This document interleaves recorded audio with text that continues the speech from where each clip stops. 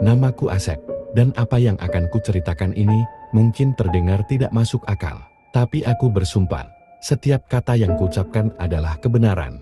Sebuah kebenaran yang telah menghantuiku selama bertahun-tahun. Aku terbiasa dengan kematian, dengan kesedihan. Sudah 15 tahun aku bekerja sebagai sopir ambulans di Bandung. Tapi malam itu berbeda. Semuanya dimulai dengan panggilan rutin pada pukul 11 malam. Sebuah tugas sederhana, mengantar jenazah seorang wanita tua ke sebuah desa di perbatasan Jawa Barat. Keluarganya mengatakan mereka akan menyusul dengan mobil pribadi. Mereka memberiku sebuah alamat, dan GPS-ku menunjukkan perjalanan sekitar 2 jam. Entah mengapa, sejak awal ada sesuatu yang membuatku gelisah tentang tugas ini.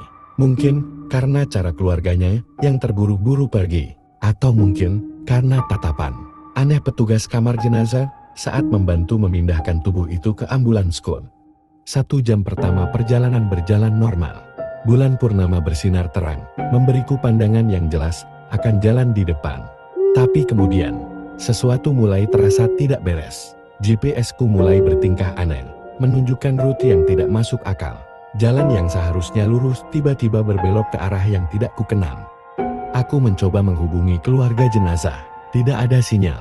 Mencoba memutar balik. Tapi setiap belokan hanya membawaku semakin dalam kegelapan hutan. Dan kemudian, aku mendengarnya. Suara itu awalnya sangat pelan, seperti gesekan kain dari kompartemen belakang. Aku mencoba meyakinkan diriku bahwa itu hanya suara ambulans di jalan berbatu. Tapi suara itu semakin jelas, semakin manusiawi. Pukul 1 pagi, bensinku mulai menipis. Tidak ada rumah, tidak ada lampu, bahkan tidak ada tanda kehidupan di sekitarku. Hanya kegelapan pekat dan suara-suara aneh dari hutan yang semakin mendekat. Aku mulai berdoa, tapi setiap doa yang kuucapkan seolah tenggelam dalam keheningan malam yang mencekam.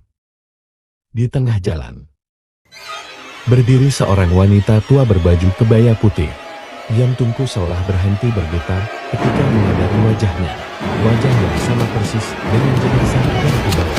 Dia membungkuk, mendekatkan wajahnya yang pucat ke kaca, dan berbisik dengan suara yang akan selalu kuingat.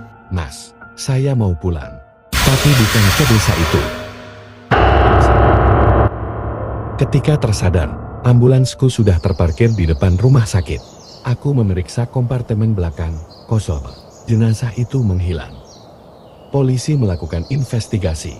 Hasilnya lebih mengerikan dari yang kubayangkan. Dan rekaman CCTV rumah sakit menunjukkan sesuatu yang membuatku merinding. Aku berangkat dengan ambulans kosong. Alamat yang diberikan tidak pernah ada. Keluarga yang mengaku kerabat jenazah tidak pernah ditemukan. Aku masih bekerja sebagai sopir ambulans, tapi hanya untuk shift siang. Dan setiap kali harus melewati jalan sapi, aku selalu menurunkan sekian tengah. Karena terkadang, aku melihatnya di sana.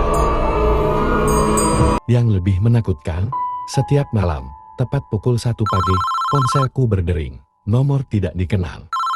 Dan ketika aku memberanikan diri mengangkatnya, suara serak yang sama selalu berbisik, "Mas, malam ini bisa antar saya pulang?"